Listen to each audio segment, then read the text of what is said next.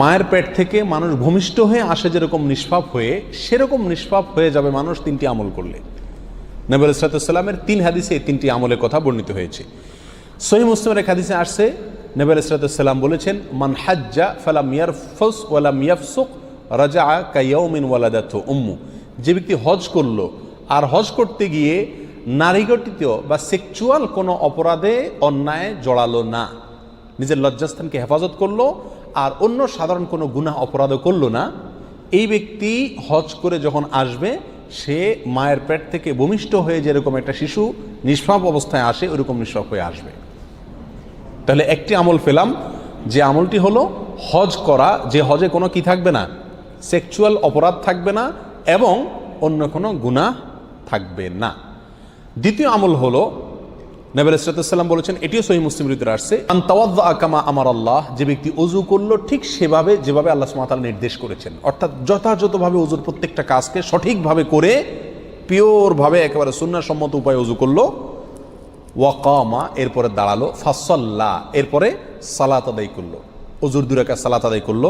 ফাহামিদাল্লাহ ওয়া আথনা আলাইহি ওয়া মাজ্জাদাহু, এরপরে সে আল্লাহর প্রশংসা করলো আর আল্লাহর গুণগান করলো, আল্লাহর স্তুতি বাক্য প্রকাশ করলো।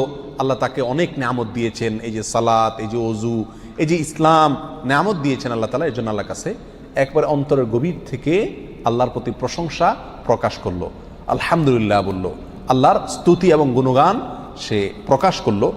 বলল ওয়াফাররাগা কলবাহু লিল্লাহ, আর তার অন্তরকে আল্লাহর জন্য খালি করে নিল। আল্লাহর জন্য খালি করা বলতে অন্তরে দুনিয়ার বড়ত্ব, দুনিয়ার মোহ, দুনিয়ার নেশা, কোনো কিছুর প্রতি টান, যত কিছু থাকে সব কিছুকে তুচ্ছ করে আল্লাহ সুবহানাহু ওয়া তাআলার ভালোবাসা, আল্লাহর আনুগত্য, আল্লাহর প্রতি ঈমান, আল্লাহর প্রতি ভালোবাসা, এটাকে অন্তরের সর্বোচ্চ মাত্রায় স্থান দিল। এই কাজগুলো যে ব্যক্তি করলো, নবী আলাইহিস সালাম বলেছেন, এই ব্যক্তিও রাজাআ কায়াউমিন ওয়ালাদাতহু উম্মু, মায়ের পেট থেকে ভূমিষ্ঠ হয়ে আসা শিশুর মতো নিষ্পাপ হয়ে যাবে।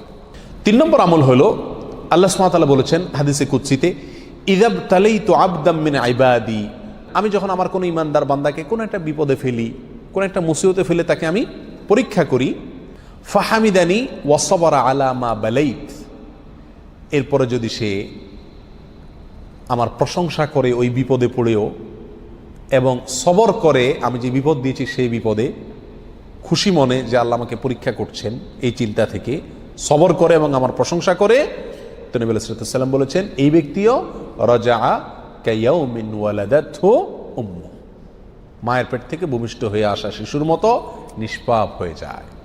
আবার বলছি আমরা এক নজরে 3টি আমলের প্রথম আমলটি হলো হজ যদি কেউ করে যেখানে সেক্সুয়াল কোনো অপরাধ না থাকে এবং সেখানে যদি অন্য কোনো অপরাধ না থাকে, অর্থাৎ ফ্রেশ হজ যদি কেউ করতে পারে। 2 নম্বর হলো যে ব্যক্তি ওযু করে সুন্নাহসম্মত উপায়ে সঠিকভাবে, এরপরে সালাত আদায় করে, এরপর আল্লাহর প্রশংসা করে, গুণগান বর্ণনা করে, এরপরে অন্তরে আল্লাহ সুবহানাহু ওয়া তাআলাকেই একমাত্র স্থান দেয়, আল্লাহর জন্য অন্তরকে খালি করে, অন্য সব কিছুকে তুচ্ছ করে ফেলে নিজের অন্তর থেকে। এই ব্যক্তিকে আল্লাহ সুবহানাহু ওয়া তাআলা ওই নিয়ামত দান করেন, অর্থাৎ মায়ের পেট থেকে বিমুষ্টি হয়ে আসা শিশুর মতো মাফ করে দেন। আর তৃতীয় হলেন ওই ব্যক্তি যে ব্যক্তিকে আল্লাহ সুবহানাহু ওয়া তাআলা পরীক্ষা করলেন, কোনো বিপদ দিলেন, কোনো মুসিবত দিলেন, ওই মুসিবতে পড়েও সে আল্লাহ সুবহানাহু ওয়া তাআলা প্রশংসা করে এবং সবর করে, এই কথা চিন্তা করে যে আল্লাহ আমাকে পরীক্ষা করছেন। তো এই ব্যক্তিও মায়ের পেট থেকে ভূমিষ্ঠ হওয়া শিশুর মতো নিষ্পাপ হয়ে যায়। তৃতীয় হাদিসটি মুসনাদ আহমদে বর্ণিত হয়েছে আর প্রথম 2টি হাদিস সহিহ মুসলিমে বর্ণিত হয়েছে। আল্লাহ তাআলা আমাদের সবাইকে আমলগুলো যথাযথভাবে করার তৌফিক দান করুন। তবে মনে রাখতে হবে, বড় কোনো অপরাধ যদি কেউ করে থাকে তাহলে সেটা থেকে মুক্তির বা সেটা মাপ পাওয়ার একমাত্র উপায় হলো তওবা করা, খাঁটি অন্তরে ওটা না করার জন্য প্রতিজ্ঞা করা, পিছনে যা করা হয়েছে তার জন্য ক্ষমা চেয়ে লজ্জিত হওয়া।